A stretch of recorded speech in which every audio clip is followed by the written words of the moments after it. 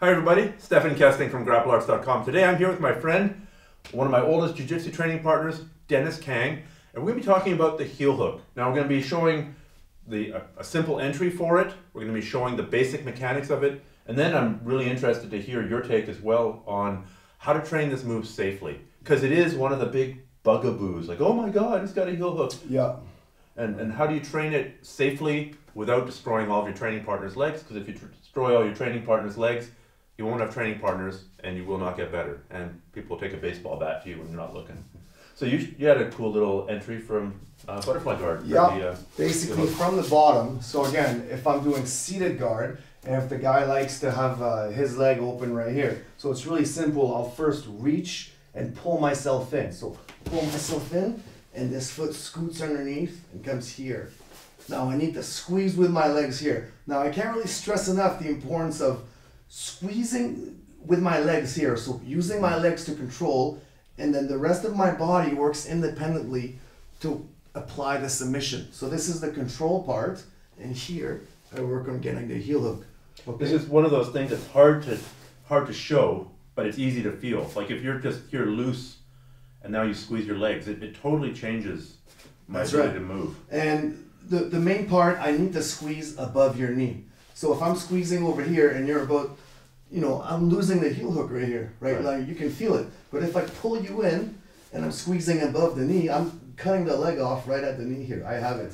Because essentially the heel hook, when I'm going to be twisting, I'm going to be twisting the knee, your knee, against my thigh here, right? So I need to be like this here, okay? Now, there's different grips. I like to grab here. You said you like to grab a different way? Yeah, I like to use the wrist part against the heel, so I just go a bit deeper. Oh, I see. So just like this. Yeah. Squeeze here. And then to apply it, what are you doing? What's going on in your head? You want to rip my leg off now? Yeah, I want to squeeze in here and twist this way. I tell you one thing, from using the heel hooks in real fights and real live MMA matches, the biggest thing that I noticed is that the foot gets slippery. Sweat gets in the way. So I was over here, I can't remember which fight it was, but I was trying to apply the heel hook and I was slipping off quite simply. So you have to make sure that you squeeze the leg really hard and you get a tight grip here. I think your application with the wrist might be good because it's a thinner part and bone of the bone and just gives you a better grip, better leverage. Okay. Now what do you think about the leg position that you have, that you're using here, which is one leg in, one leg up, versus the way what a lot of the Japanese guys are doing here with both legs over to the side? Right, you see a lot of guys like Pagliara's using it in UFC right now. This is a really good way as well, but I think that you have to really know how to use this one, all right? So if I were to jump into this one and end up here, I would roll right onto the heel. So I wouldn't just sit here and try to reach down. I would see how I'm putting my whole body on it. I'm also squeezing with my legs, and my feet, they don't stay here. They're tucked, and I'm pushing right on your hip right here. It feels like I can't, part of me thinks, oh, my foot's safe because it's under your body, but I can't. No, I'm getting a lot of leverage here. Also, if I wanted to apply the Achilles, this is also very powerful because from here, I would be trying to roll onto my belly, and this is extremely painful as well. Okay. So how do you get the heel out when your both feet are over like that? How do you get, if we're in this position, how do you get your arm into the right position? If the foot is tucked in deep and I'm having a hard time getting it, I'm going to use this hand and lift it up. Okay, so right over here, lift. This hand here goes underneath. Okay, and you see how now I'm applying a bit of a different grip. Because it's a tighter heel hook, I can't really do a palm-to-palm grip.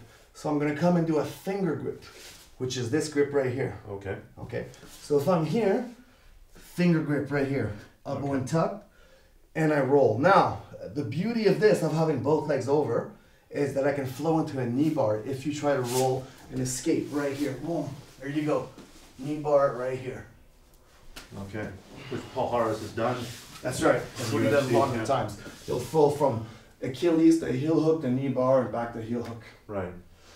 Okay, so now, you've trained the heel hook in lots of sparring, you've used it, as have I, and how many legs have you destroyed with it? How many ACLs have you torn? 0. Yeah. None. Yeah. So same here. So then what are your tricks? When you're sparring, how do you do it without destroying your training partners? Yeah, first of all, you gotta have, it's very dangerous, you're right, it's a good question. The main thing that I do is I get into position, and then I'll make eye contact with my opponent, let him know. And you know what, you gotta kind of check your ego aside, and sometimes the training partner will not acknowledge and will try to fight it anyways, and you can't keep going, you have to let it go, because you will injure him or her, right? So, for example, if I'm over here with you, and we're rolling, and I get you in a heel hook, and I'll get it, I won't crank it. So I get in position, and then I look at you, and I say, hey, I have it, right? But even if you keep on fighting, I'm not gonna do it. If you're a meathead, I'm not gonna be a meathead as well, right? I'm gonna let it go. But I could get it. Yeah, I mean, I guess the thing that people new to jiu-jitsu, they don't realize that some locks, like an arm bar, if you're arm barring me, it hurts, then it hurts more, then it really, really hurts, and then something goes pop. That's right. With the heel hook, you can't apply it without breaking, right? Yeah. So if it starts to hurt, it's too late already, you know? So it's more, there has to be like some type of visual cue from both competitors, you know, to know that the heel hook is in position, and yeah, okay, you would get me, you know? So it's a certain amount of education required of your training partners as well. Like if you're rolling with a newbie, going, look, all other submissions you can, well, not all others, many other submissions you can fight a bit and try and tough it out, but this one, you know, don't be an idiot, because you will have ACL surgery or. That's right. That's right. You have to use it responsibly, basically. Okay. How does your technique change if you're doing a reverse heel hook? It's even, you have to be even more careful, because that's a really delicate submission. Why don't you show the reverse heel hook, please? Okay. So the reverse heel hook is right over here. Okay, I'm doing it kind of on an angle, so instead of my instead of my leg being in this armpit, I'm going to switch it over here. Okay, now I maintain pressure with the leg. This is crucial to any leg lock. And then I reach back. Okay, now this one comes on faster, so it puts the knee in such a delicate position. I'm sure you can feel it already, you know? Yeah. So as soon as I'm right here, maybe like a half an inch of doing this, of rotation, and it would take out your knee and your ankle. You know, so this one, if I put this one on, usually the person knows. This one is different than the regular heel hook, right? So if I'm over here, and you're a new guy, and I'm over here, I have to look at you and let you know, but you might still kind of keep on fighting and not believe that it's on. But if I have you here, usually even a newbie will know that this one is on. Mm-hmm. This one, I mean, wouldn't you agree that this one feels like it's on? Yeah, right? The tension appears in the knee. That's right. Like I said, it puts your knee in a very delicate position, right? And it puts tension right here. Actually, this is a good time to bring up something that I only learned a little while ago. Because I used to, when I was teaching the heel hook, I used to do this. I used to go, yeah, here I am with Dennis. I get the heel, and then if he doesn't tap, or if it's a self-defense thing, I rip it off. Ouch. The trouble is, I ran into somebody who was teaching a seminar, had the heel hook, and then was trying to show this hole, and accidentally caught the guy's heel. Oh my God. And ripped it off.